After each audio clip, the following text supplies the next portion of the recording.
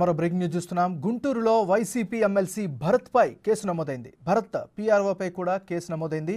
తిరుమల శ్రీవారి దర్శనం సిఫార్సు లేఖల్ని అమ్మారు అన్న ఫిర్యాదుతో కేసులు నమోదు చేశారు. గుంటూరు వాసుల నుంచి తోమాల సేవకు 3 లక్షలు వసూలు చేశారు. ఎమ్మెల్సీ భరత్ పై టీడీపీ నేత చిట్టిబాబు ఫిర్యాదు చేశారు. అరండల్పేట పిఎస్లో కేసు నమోదైంది.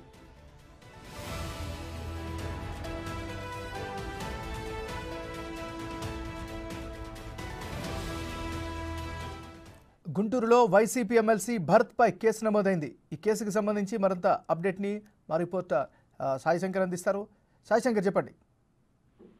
ఎంఎన్ఆర్ గత ప్రభుత్వంలో తిరుపతికి సంబంధించి సిఫార్సు లేఖల్లో ఎలాంటి పరిస్థితులు ఉన్నాయనడానికి నిదర్శనంగా ప్రస్తుతం గుంటూరులో వైసీపీ ఎమ్మెల్సీ భరత్ పై కేసు నమోదైనటువంటి నేపథ్యంలో బయటకు వస్తున్న పరిస్థితులు ఉన్నాయి. భరత్ అతని పిఆర్ఓ మల్లికార్జున్ పై ఈ కేసు నమోదవడం జరిగింది.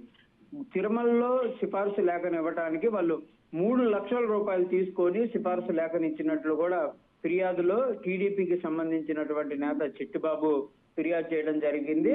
తిరుమలకు సంబంధించినటువంటి అంశంలో తోమాల సేవకు వారు 3 లక్షల రూపాయలు తీసుకున్నట్లు కూడా ఈ ఫిర్యాదుని అయితే ఇవ్వడం జరిగింది. ప్రస్తుతం అరండల్పేట పోలీసులు అయితే ఈ కేసుకు సంబంధించినటువంటి విచారణ చేపడుతున్నటువంటి పరిస్థితులు ఉన్నాయి.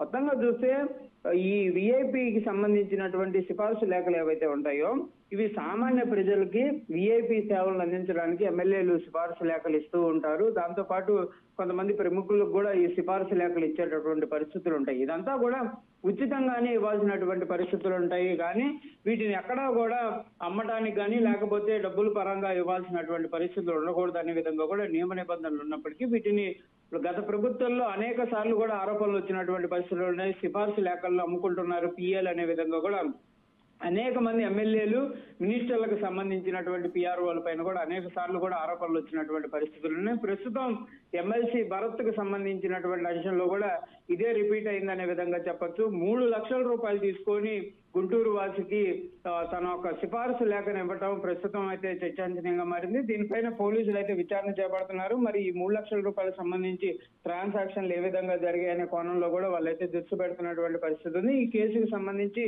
భరత్ అతని పిఆర్ఓ మల్లికార్జున్ పైన అయితే ప్రస్తుతం కేసు అయితే నమోదు చేసినటువంటి పరిస్థితులు ఉన్నాయి. ఎంఎన్ఆర్.